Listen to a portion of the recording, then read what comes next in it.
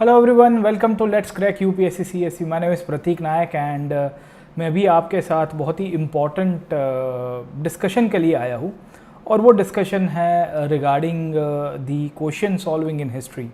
In fact आपकी screen के सामने अभी एक या दो प्रश्नों की मैं चर्चा करूंगा। I will be discussing about 1 और 2 questions in front of you.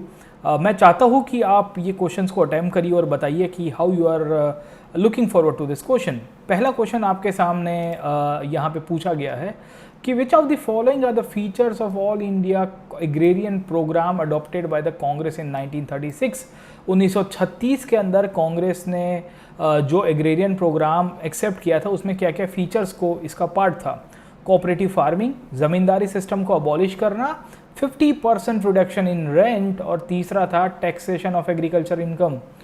इनमें से क्या करेक्ट है आपको पूछा गया है, आप बताइए। 1936 के अंदर कांग्रेस ने एक एग्रेरियन कमेटी बनाई थी, कांग्रेस एग्रेरियन कमेटी। ये कांग्रेस एग्रेरियन कमेटी भारत में इनफैक्ट भविष्य के जो खेती के सुधार थे उसको लेकर चर्चा करेगी।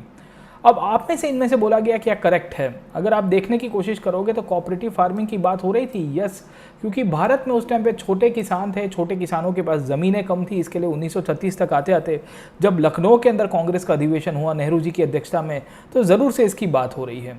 दूसरा यहाँ पे टॉपिक डाला गया है अबॉलिशन ऑफ ज़मींदारी सिस्टम। अब देखिए, कांग्रेस में दिक्कत ये थी कि ज़्यादा से ज़्यादा जो ज़मींदार थे उनका मानना था कि सरकार जो है वो मेनली उनके हिसाब से काम करे, और सरकार जब उनके हिसाब से काम करवाने की बात करेंगे तो ये लोग चाहते थे कि भाई ज़मींदारी सिस्टम है रहनी चाहिए, पर ज़मींदारी के अंतर्गत जो रेंट लिया जा रहा है किसानों से वो कम लेंगे, क्योंकि ज़मींदार इनफैक्ट खुद मालिक हुआ करते थे ज़मीन के and they used to take the rent from the peasant. उसको यहाँ पे रिडक्शन करने की बात हो रही है।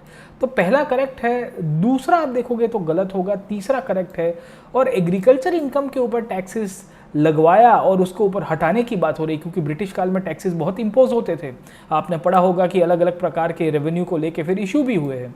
तो कांग्रेस ने जब एग्रेरियन प्रोग्राम की अपनी रचना की तो फिर डिसाइड किया कि हम ये 3 मुद्दे के ऊपर चलेंगे।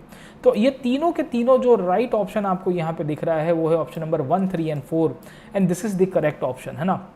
तो अगर आपको इस प्रकार के क्वेश्चन आते हैं आप लॉजिक से लगाए, क्योंकि option number 2 and 3 are contradicting each other, है ना। तो इसका आंसर जो है that is option number B and यही आपका राइट आंसर के रूप में निकल के आया। होपफुली आपको ये क्वेश्चन समझ में आया हो। ऐसा ही एक और क्वेश्चन देता हुआ आपको यहाँ पे 4 स्टेटमेंट दिए गए हैं और आपको बताना है कि इनमें से क्या सही है सर, है ना। एक स्टेटमेंट दिया गया है कि he was the first Indian to start school for untouchables. Untouchable community के लोगों के लिए स्कूल की शुरुआत की। He was the pioneer of the widow remarriage. Widow remarriage को लेकर उन्होंने यहाँ पे काफ़ी प्रयत्न किया, विधवा पुनर्विवाह कहते हैं हिंदी के अंदर। ये social work was confined mainly to Maharashtra, ये महाराष्ट्र के साथ जुड़े हुए थे। And he also started girls school in Pune. वो पुणे के अंदर यहाँ पे गर्ल्स स्कूल की शुरुआत करते हैं। वो कौन थे इनमें से? अम्बेडकर, विष्णु परशुराम शास्त्री, महादेव गोविंद रानाडे और ज्योतिबा फुले। अब आपको इनमें से आइडेंटिफाई करके बताने हैं कि ये कौन हुआ करते थे, इनके महानुभावों के बारे में बताइए। Who was the social reformer, है ना।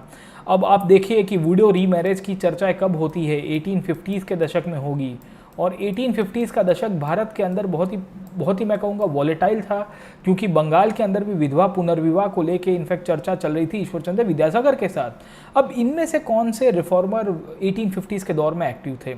अम्बेडकर बहुत बाद में आए, रानाडे साहब थे, परशुराम शास्त्री थोड़े बाद में आते हैं। नेशनलिज्म और सोशल रिफॉर्म्स की बात करेंगे। एक तो आपको लिंक मिल जानी चाहिए। उसके साथ साथ विडो रीमैरेज के साथ साथ चाइल्ड रीमैरेज की भी बात थी, चाइल्ड मैरिज की, क्योंकि वो बाल विवाह भी होता था, उसका भी प्रश्न था सोशल रिफॉर्म्स को लेके। गर्ल्स एजुकेशन को लेके इनमें से एक महाशय ऐसे थे जिन्होंने सबसे पहले काम करना शुरू किया था, और वो थे महात्मा ज्योतिबा फुले। सावित्रीबाई फुले इनकी वाइफ थी, और इनके साथ मिलकर इन्होंने पुणे के अंदर सबसे पहले वुमेन एजुकेशन, गर्ल्स एजुकेशन के लिए स्कूल खोली थी। 1848 का दशक था, 1848 का पीरियड था, तब ये गर्ल्स एजुकेशन की शुरुआत की जाती है bye Jyotiba Phule. MG Ranade 1860s के दौर में काफ़ी एक्टिव हुए, इंडियन नेशनल सोशल कॉन्फ्रेंस जैसी बॉडी बनाई थी। अम्बेडकर तो 20th सेंचुरी में थे। यहाँ पे फर्स्ट इंडियन की बात की गई है, पहले भारतीय थे, है ना। तो ये महाराष्ट्र में चारों के चारों आप देखोगे तो ऐसे तो महाराष्ट्र के साथ ही जुड़े हुए दिखेंगे डायरेक्टली इनडायरेक्टली, है ना। बट आपको यहाँ से लिंक मिल जानी है कि पहले इंडियन है, गर्ल्स एजुकेशन की बात कर रहे हैं, गुलामगिरी करके आपको पता होगा एक बुक लिखी जाती है, और साथों साथ ज्योतिबा फुले एक संस्था बनाएंगे जिसका नाम था सत्य शोधक समाज। तो इस प्रकार के बहुत ही इंटरेस्टिंग क्वेश्चन आपको सॉल्व करने हो तो आप हमारे साथ जुड़ जाइए ये संडे को 11 बजे, जहाँ पे आपको 56 क्वेश्चन सॉल्व करने होंगे 60 मिनट्स के अंदर। और ये अगर आप अच्छा स्कोर लेके आते हो तो आपको अनअकैडमी की तरफ से सब्सक्रिप्शन फ्री मिला जाएगा। आप तो if you score good rank on the Unacademy combat examination, ये फ्री की स्कॉलरशिप एग्जाम है, याद रखेगा। इसके लिए आपको कोई चार्जेस नहीं करने हैं, कुछ भी नहीं करना है। डिस्क्रिप्शन बॉक्स में लिंक अवेलेबल है। और जब सब्सक्रिप्शन ले रहे हो तो ये कोड को ज़रूर से यूज़ करिएगा PN Live, या आप जब भी इनफैक्ट कॉम्बैट को भी अटेंड करोगे तो आपको यही कोड को यूज़ करना है PN Live। तो ये फ्री का है, आपको कोई इसके लिए कोई चार्जेस नहीं देने हैं। इट्स ए स्कॉलरशिप एग्जामिनेशन, याद रखेगा। ये हम लोग आपकी तरफ से लेके आ रहे हैं। हम चाहते हैं कि आप पढ़ाई करें, हम चाहते हैं कि आपका भविष्य उज्जवल हो। और आप ये यहाँ पे लाइव टेस्ट को अटेम्प्ट करिए, आपके साथ बहुत सारे स्टूडेंट्स इसी प्रकार की टेस्ट को अटेम्प्ट करेंगे। ज़रूर से जुड़िए, डिस्क्रिप्शन बॉक्स में लिंक अवेलेबल है। फ्री स्कॉलरशिप टेस्ट के अंदर पार्टिसिपेट करिए। अगर आपका रैंक अच्छा नहीं भी आता है तो आपकी प्रैक्टिस होगी और आपका ब्रेनस्टॉर्म होगा।